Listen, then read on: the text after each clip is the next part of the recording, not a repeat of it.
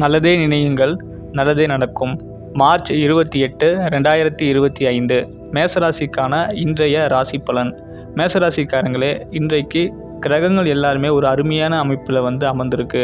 குறிப்பாக பார்த்தீங்கன்னா, இன்றைய தேதி அமாவாசை நடக்கப் போகிறது. காலை வரை சதுர்த்தசி, இன்று இரவு முழுமையான அமாவாசை. ஸோ அமாவாசை நாட்களில் மனசு எப்பயுமே ஒரு விதமான குழப்பத்தில் இருக்கும். அதாவது சந்திரன் நிலா பௌர்ணமியில் இருக்கும் பொழுதும் சரி, அமாவாசையில் இருக்கும் சரி, நம்முடைய மனிதர்களுடைய மனசை ஏதோ ஒரு வகையில் சிறு சிறு குழப்பங்களை கொடுக்கும். நிறைய முடிவுகள் எடுக்க முடியாத இருக்கும். அதாவது அமாவாசை அப்படிங்கிறது எப்பயுமே ஒரு நெகட்டிவான விஷயங்களுக்கு பெயர் போன ஒரு நாள். ஸோ இன்றைய நாளில் நீங்கள் வேலை செய்யக்கூடிய இடத்துல கூட சில பேருக்கு வேலையில் கொஞ்சம் பளு அதிகம் இருக்க மாதிரி தெரியும். மனசு ஏதோ ஒரு வகையில் சஞ்சலம் அடைகிற மாதிரி இருக்கும். டென்ஷன் அதிகமாக ஆகும்.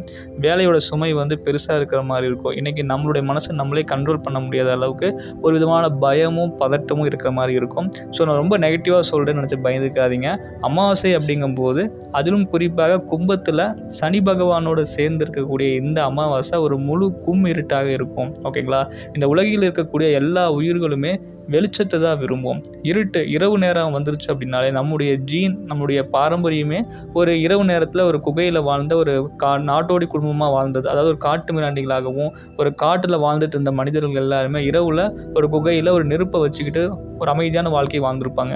அந்த ஜீன் தான் நம்முடைய உடம்புல இருக்குது. ஸோ இந்த இருள் அமைப்பு வரும்பொழுது மனிதனுடைய மனசானது ஏதோ ஒரு விதமான ஒரு கலக்கம், பயம், பதட்டம், நெகட்டிவாகவே திங்க் பண்ணுறது போன்ற விஷயங்கள்லாம் இருக்கும். இருந்தாலும் கவலைப்படாதீங்க.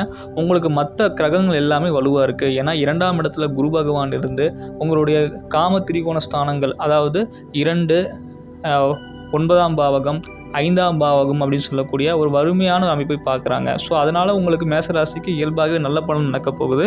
ஸோ இருந்தாலும் இன்றைய நாளில் கொஞ்சம் உங்களுக்கு என்னென்ன நடக்கப் போகுது அப்படின்னு சொல்லிட்டேன்னா ரொம்ப உஷாராக இருப்பீங்க. அதே போல் வண்டி வாகனங்களை வேகமாக ஓட்டக்கூடாது. வாகனங்கள் ஓட்டும்போது கவனம் தேவை. ஏன்னா எப்பயுமே கவனம் அப்படிங்கிறது ரொம்ப ரொம்ப முக்கியமான ஒரு விஷயம் மேசராசிக்கு. அதே போல் வேகத்தை விட விவேகம் ரொம்ப ரொம்ப பெருசு. சரிங்களா? எந்த ஒரு விஷயத்தையுமே ரொம்ப வேகமாக ஃபாஸ்ட்டாக செஞ்சு முடிக்கணும்னு இன்றைக்கி நினைக்காதீங்க. அந்த வேலையை கரெக்டாக செஞ்சு முடிங்க.